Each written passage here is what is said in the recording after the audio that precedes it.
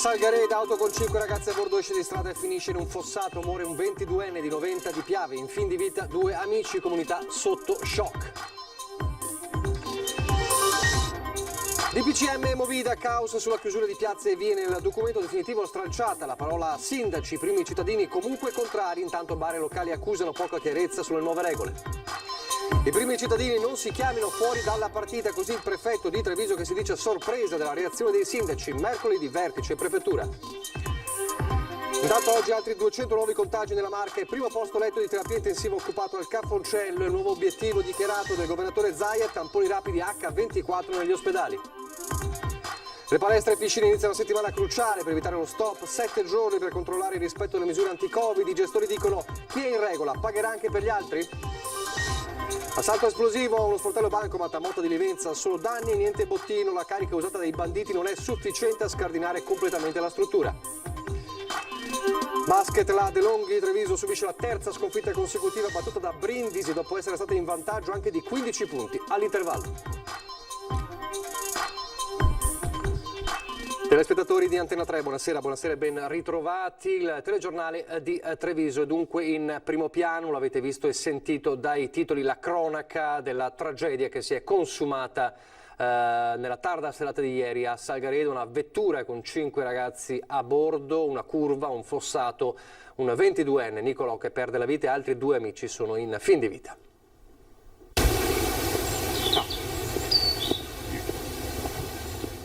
Le condizioni del tetto della BMW basterebbero da sole a descrivere la tragedia che si è consumata ieri sera a Salgareda. Intorno alle 22:30 l'auto sfreccia lungo questa strada da Borgo Busco verso Campo di Pietra. Via Pizzocchera è stretta e l'umidità della notte allenta l'aderenza. Alla guida c'è un 22enne di Meulo, mentre al lato guida c'è un 23enne albanese residente a Noventa. Dietro sono in 3, tutti e 3 di Noventa. A sinistra e al centro 2 giovani di 22 e 29 anni di origini campane e Nicolò Minello, 22 anni, seduto dietro al passeggero. L'auto imbocca la curva e le 2 gomme di destra escono dall'asfalto. Il conducente perde il controllo e la BMW finisce di traverso sul fossato, con il tetto che si schiaccia su questo tronco d'albero. Nello schianto perde subito la vita Nicolò, mentre gli altri 2 occupanti in sedile posteriore riportano gravissime ferite alla testa. Il primo ad uscire dall'abitacolo è il conducente, che da solo e con la forza della disperazione tira fuori tutti gli amici. Nel frattempo, da una casa vicina parte la richiesta di soccorso con le ambulanze che arrivano da Oderzo in pochi minuti. 4 ripartono immediatamente per il Cafoncello di Treviso, una torna vuota. Il corpo di Nicolò Minello rimane sull'asfalto in attesa del carro funebre. Ora i 2 giovani campani stanno lottando tra la vita e la morte, mentre il 23enne albanese è stato dimesso nella mattinata di oggi come il 22enne conducente, risultato positivo all'alcol test. Per lui immediato il ritiro della patente e l'accusa di omicidio stradale.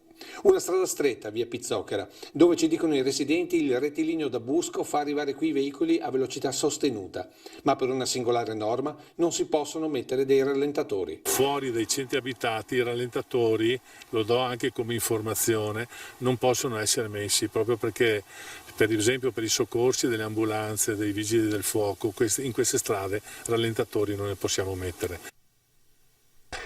E ovviamente la notizia di quanto accaduto a Salgareda è rimbalzata a Noventa di Piave e anche a Meulo, ma a Noventa, insomma, dove vive la famiglia di Nicolò Minello. Nicolò era molto conosciuto in paese, giocava anche nella squadra di calcio del Grassaga e la sua famiglia da generazioni gestisce il bar in centro al paese.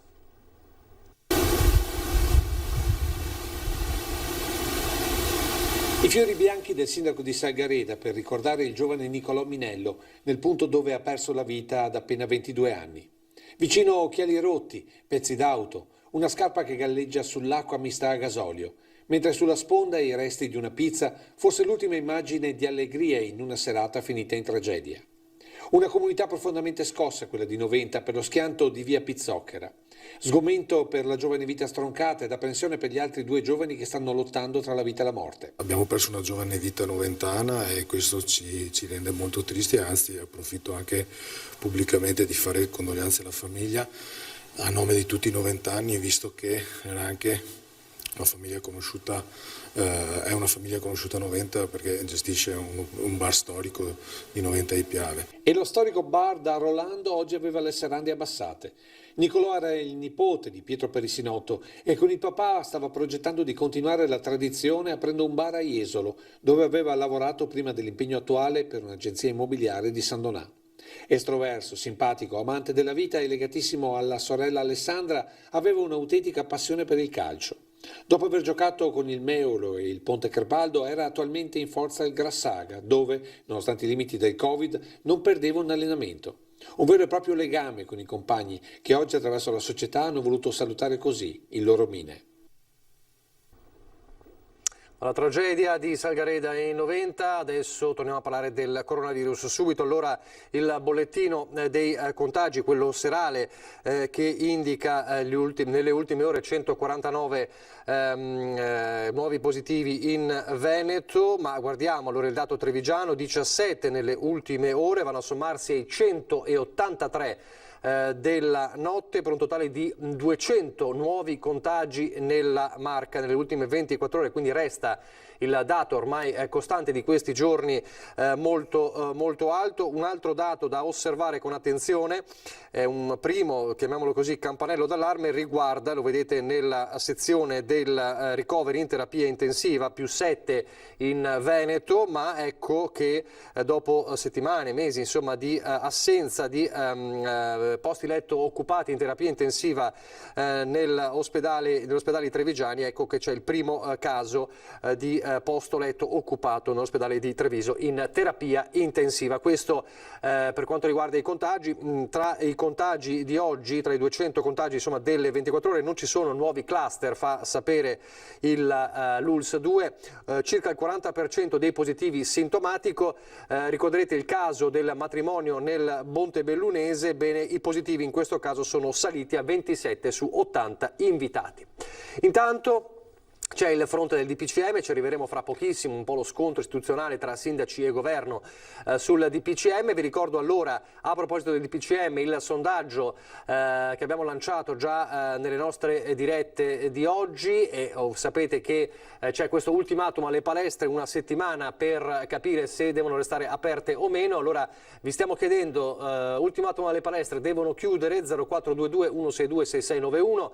Se la vostra risposta è sì, 0422 162 6690, se invece la risposta è no. Il risultato questa sera a Ring, la chiamata è come sempre gratuita, non preoccupatevi se sentite il numero occupato, il vostro voto diciamo viene registrato nel momento stesso in cui scegliete quale delle due opzioni appunto effettuare.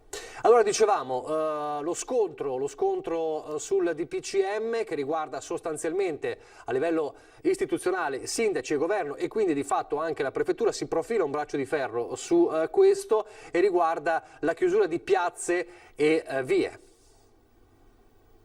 I sindaci potranno disporre la chiusura al pubblico dopo le ore 21 di vie e piazze dove si creano assembramenti. Così ieri sera davanti ai giornalisti il Premier Conte illustrava il primo punto dell'articolo 1 del nuovo DPCM che dava ai sindaci la facoltà di chiudere strade o piazze alle 21 in caso di assembramenti.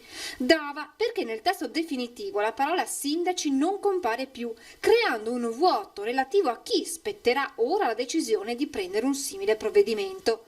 La sostanza comunque non cambia, spiega il presidente ANCI Veneto Mario Conte che attacca. Se lo Stato vuole chiudere deve assumersi la responsabilità di chiudere e non scaricare le responsabilità sui sindaci che poi devono dare risposte concrete e immediate ai cittadini che ci vengono a suonare il campanello del municipio.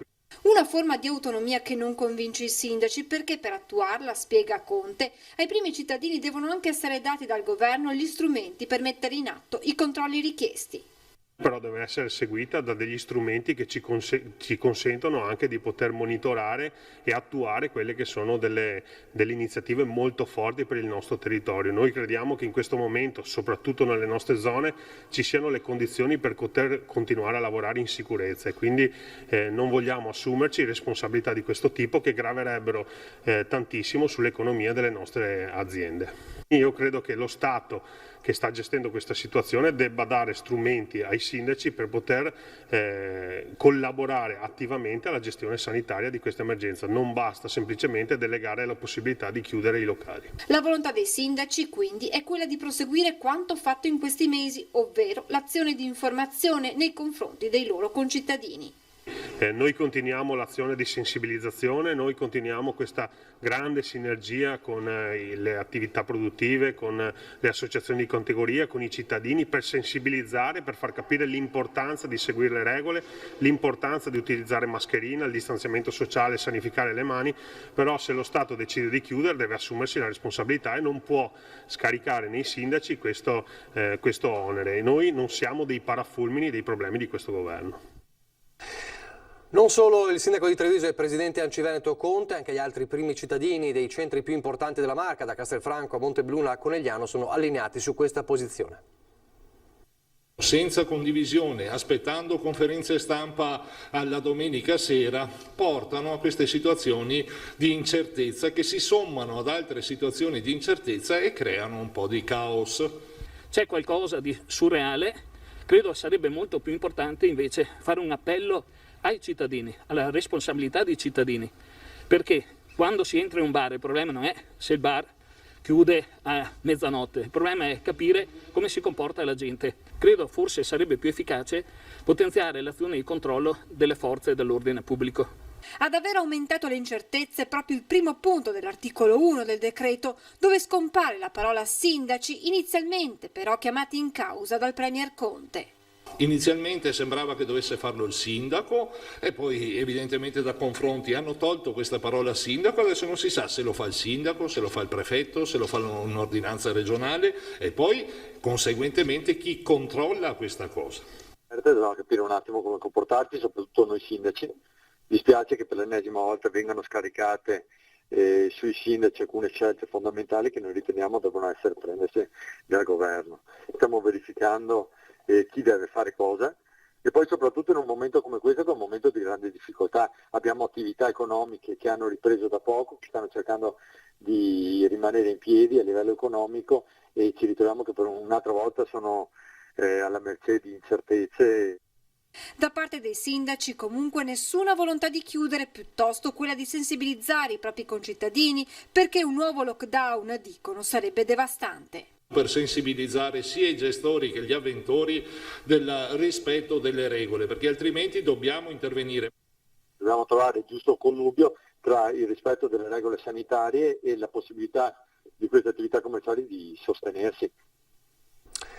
E poi c'è la prefettura, allora sentite cosa dice il prefetto di Treviso, Maria Rosarella Ganà, peraltro mercoledì ci sarà un vertice proprio con i sindaci, insomma il prefetto richiama i primi cittadini al loro dovere, sentite. Sinceramente sono un po' sorpresa anche dalla reazione che c'è stata ovviamente a livello nazionale da parte dei sindaci, perché come dire, non ci si può lamentare delle decisioni prese, come è stato detto, senza che si vengano consultati oppure mettendoli di fronte al fatto compiuto, però è anche vero che a fronte di assembramenti non giustificati che probabilmente sono, anzi sicuramente sono la causa principale del diffondersi del virus, non si abbia poi il coraggio di chiudere una piazza piuttosto che una strada. Una piazza chiusa si controlla più facilmente che non, e quindi il rispetto della piazza chiusa che non dell'evitare l'assembramento. Essendo poi un provvedimento che è motivato da ragioni di sanità pubblica, diciamo che sarebbe il sindaco l'organo che dovrebbe, l'autorità che sarebbe preposta ad assumere questi provvedimenti. Ciò non toglie che, proprio perché è stato tolto questo riferimento al sindaco, si vedrà appunto prossimamente anche sulla scorta delle disposizioni che interverranno se e in che misura eventualmente anche il prefetto potrà adottare di questi provvedimenti. Noi faremo un comitato mercoledì con le forze dell'ordine, approfondiremo ovviamente le disposizioni normative, ma credo che un confronto e un dialogo con i sindaci sia indispensabile, non possono chiamarsi fuori dalla partita. Io credo che più che in questo momento fare contrapposizione tra il provvedimento, io conto sul fatto che i cittadini, per salvaguardare se stessi e tutti coloro che con noi vivono, si autodisciplinino in questo senso. Del DPCM, ma non solo, ha parlato oggi il governatore Zaia a Marghera, perché ha detto anche una cosa importante, un nuovo obiettivo sul fronte del controllo del contagio, i tamponi H24 negli ospedali. Per ogni ULSS apriremo un H24 per i tamponi, sto sempre parlando di tamponi rapidi. Tamponi rapidi giorno e notte, questo è l'obiettivo per fronteggiare la seconda ondata che almeno al momento, almeno in Veneto, è diversa dalla prima. Gli asintomatici sono oltre il 98%, stazionario anche il dato sulle terapie intensive, dove i posti letto occupati restano una cinquantina, un numero gestibile. Ovvio è che a Padova le terapie intensive si stanno riempendo, perché comunque abbiamo anche posizionato principalmente pazienti là, e adesso utilizziamo l'ULSS Euganea per le terapie intensive, che non so, hanno altri 15 posti liberi, e quindi stiamo smistando in maniera tale da garantire sempre l'efficacia del servizio. Una sostenibilità che Zaia fotografa ma che non dà per scontato in futuro. Il nostro tema è uno solo, che il paziente Covid, se arriva in ospedale in maniera pesante, cioè se arrivano tanti pazienti, la sanità collassa, non è più in grado di erogare servizi.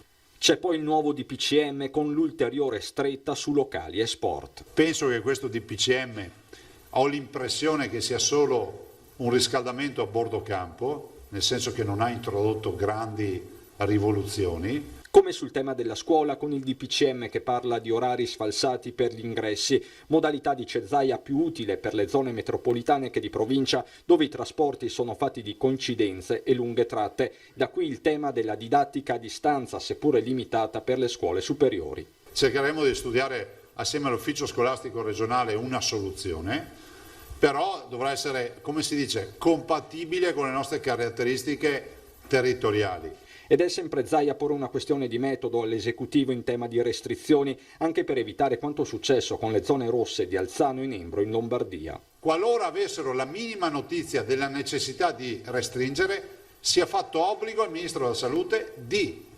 comunicarlo al Presidente della Regione, il quale poi deciderà se attivare o no. Attenzione che non è una rinuncia di autonomia, ma è un'assunzione di responsabilità che qualcuno deve prendersi. Discorso analogo per lo scontro istituzionale di giornata, quello tra governo e sindaci, con Zaia che sta con i secondi.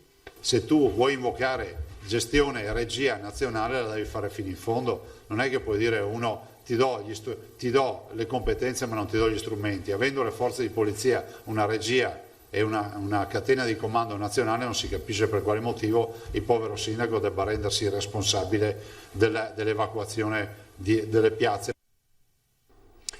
Gli effetti del DPCM su ristoratori, palestre e piscine subito dopo la pubblicità.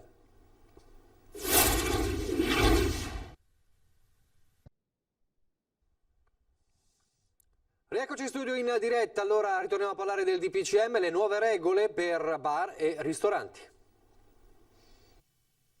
Una vittoria a metà per bar e ristoranti. Il nuovo DPCM, infatti, contrariamente alle voci della vigilia, non prevede il coprifuoco con chiusura alle 22. I locali potranno rimanere aperti fino alle 24 solo con servizio al tavolo. Per gli altri l'attività dovrà terminare alle 18. Ma ora a preoccupare i titolari è il numero massimo di 6 persone che potranno sedere al tavolo imposto dal provvedimento dell'esecutivo.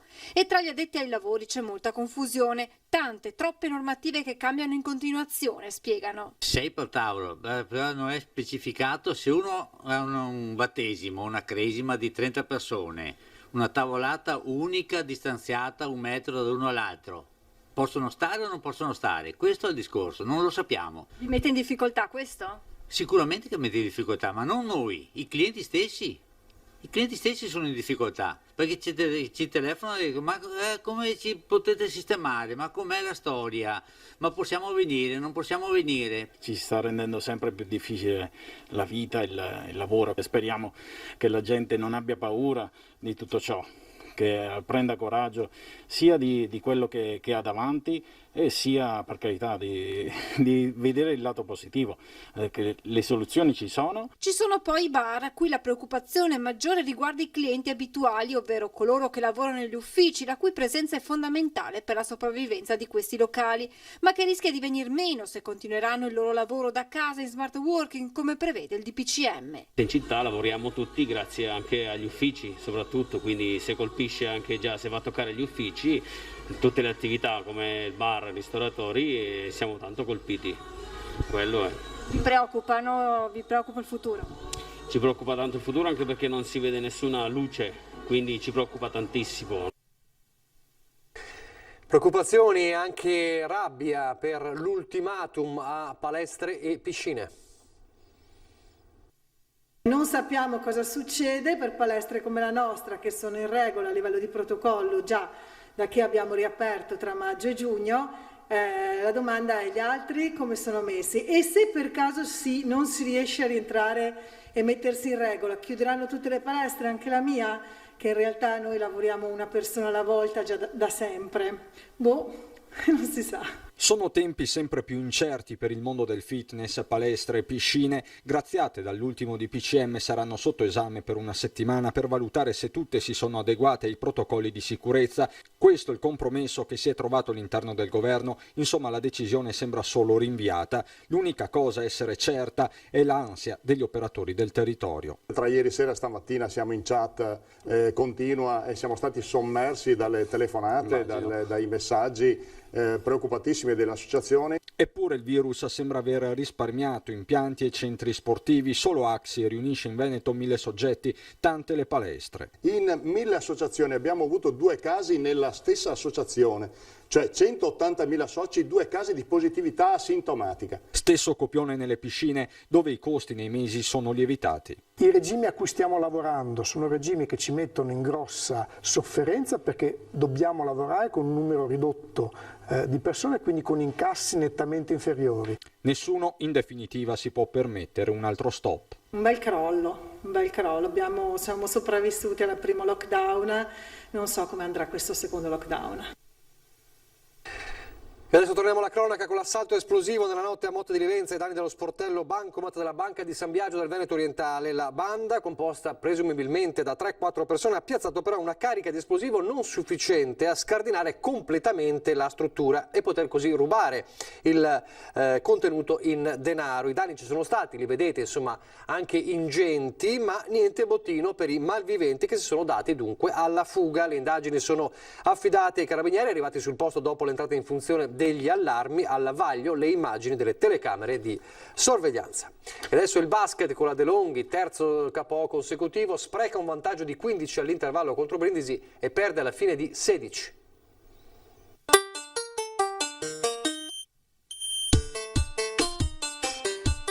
Ci siamo sciolti completamente e questa è la cosa più negativa.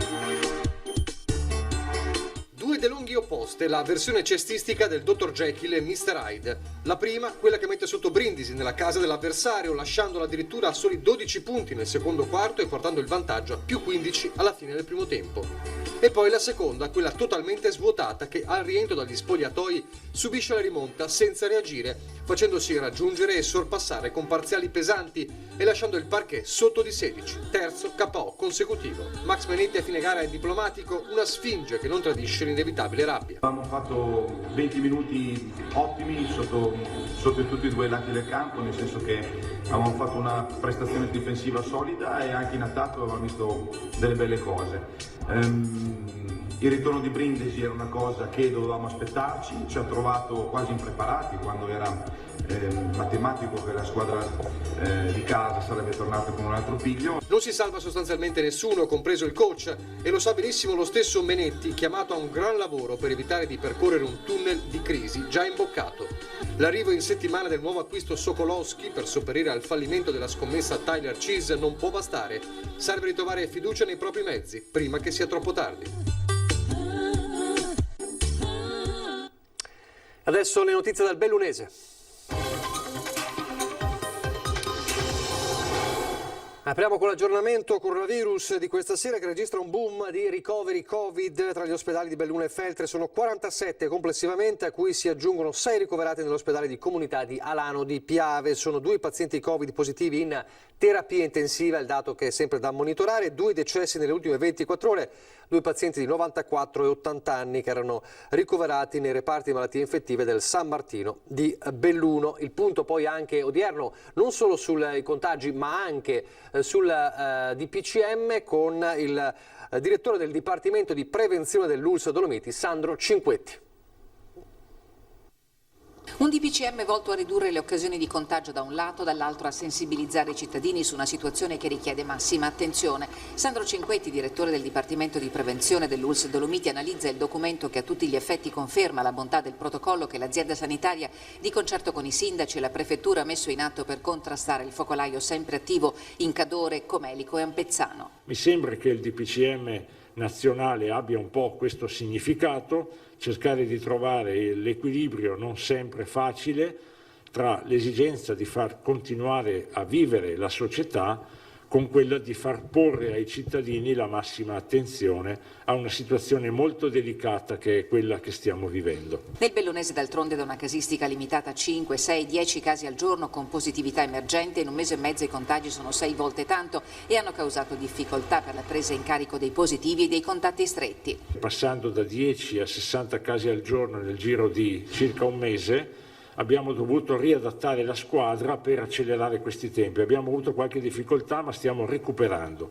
Per quanto riguarda la erogazione e esecuzione dei tamponi, tutto sommato con la doppia linea tamponi rapidi, tamponi molecolari, mi pare che siamo abbastanza in ordine. L'età del contagio sta rientrando nel range osservato durante il lockdown, soprattutto per i casi con sintomatologia più impegnativa. La situazione non è drammatica, osserva il dottor Cinquetti, pur se nelle case di riposo la condizione di fragilità è oggettiva e sta mettendo a dura prova le strutture. Devo dire che la capacità di risposta delle nostre strutture, quindi isolamento, tracciamento dei contatti, tamponi a tappeto, è enormemente migliorata rispetto alla prima fase. Nel sito dell'ULSS Dolomiti sono state pubblicate le indicazioni per la quarantena e l'isolamento dei soggetti positivi al virus. Le cose principali sono, nei limiti del possibile, avere spazi e strumenti per l'igiene personali appunto, non utilizzati da altri, ma la cosa in assoluto più importante è ridurre le occasioni di contatto al minimo indispensabile con i familiari, sempre con mascherina, sempre con distanziamento. E poi fronte istituzionale con i sindaci, in questo caso i sindaci rapportati al DPCM, come abbiamo sentito anche prima con i sindaci trevigiani. Allora il primo cittadino di Belluno, Massaro. Ci fa piacere che ci sia questa rivisitazione, vorrei che fosse chiaro che noi siamo qui per assumerci le nostre responsabilità, non ci siamo mai tirati indietro, siamo in prima linea, ma abbiamo bisogno che anche chi sta nel quartier generale però sappia che cosa facciamo, perché altrimenti il sistema non funziona. Il giallo è durato una notte e la notte ha portato consiglio. Dal testo illustrato ieri sera dal Presidente del Consiglio Giuseppe Conte, sparito a riferimento ai sindaci a cui in bozza era stata data la piena totale responsabilità di inasprire le norme anti-assembramento chiudendo vie e piazze delle proprie città. Il Viminale stamani ha chiarito con i prefetti e nei comitati provinciali per l'ordine pubblico si potranno valutare i casi particolarmente delicati. Il principio può essere giusto in astratto, ma poi deve essere un principio assolutamente applicabile, dobbiamo avere gli strumenti adeguati.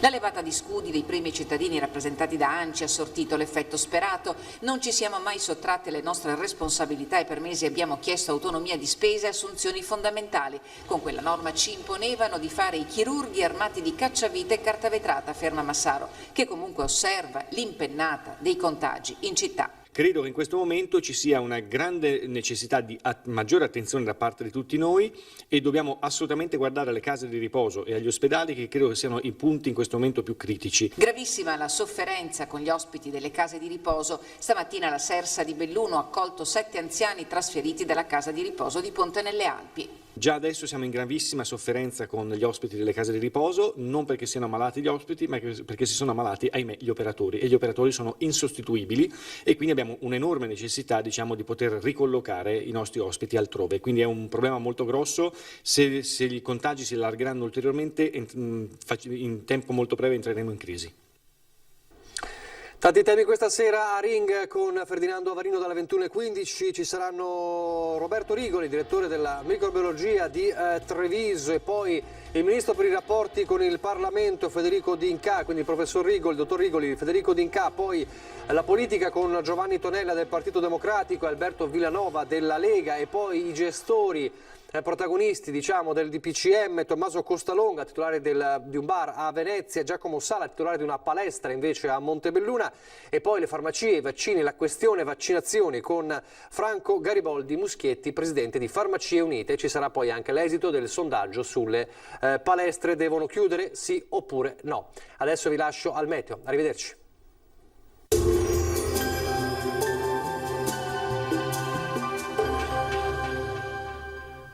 Società Agricola Torresan.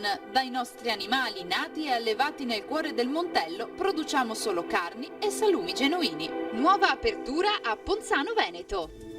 Bentrovati al meteo. Alta pressione ancora ben salda, bel tempo dunque al nord-est. Vediamo insieme il dettaglio di martedì 20 ottobre.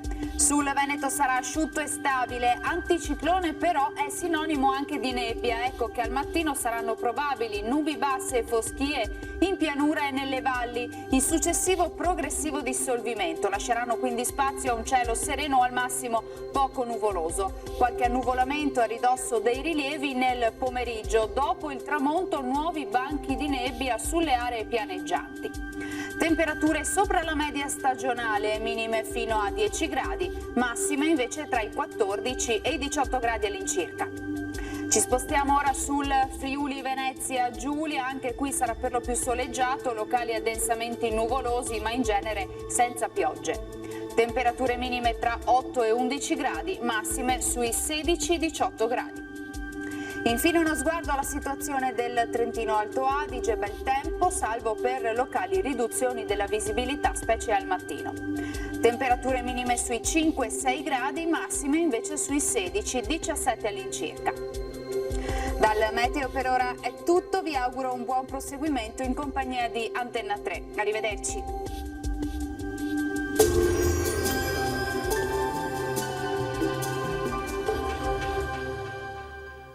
Società Agricola Torresan. Dai nostri animali nati e allevati nel cuore del Montello produciamo solo carni e salumi genuini. Nuova apertura a Ponzano Veneto.